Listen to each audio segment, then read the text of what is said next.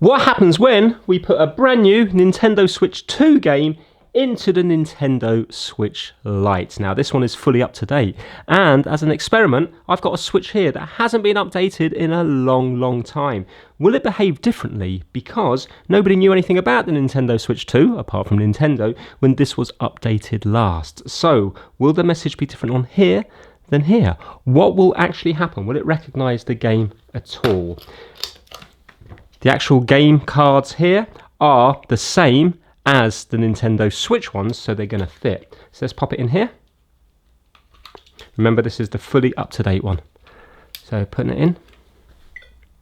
Nintendo Switch 2 software cannot be played on this console, so you can see that it's actually recognised that it is Nintendo Switch 2 software.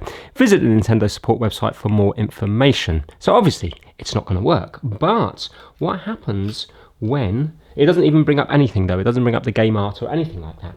What happens when we put it into this one? Because Nintendo Switch 2 wasn't a thing when this was updated last. So putting it in now.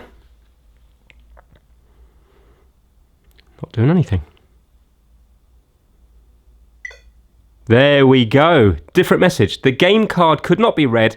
Please remove and reinsert it. If this message appears repeatedly, it may mean that the game card or the console is malfunctioning.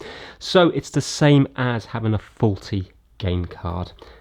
So there we go. Clearly, you can't play Nintendo Switch 2 games on the older generations, but it was interesting to see what happens when you plug them in. Thanks for watching.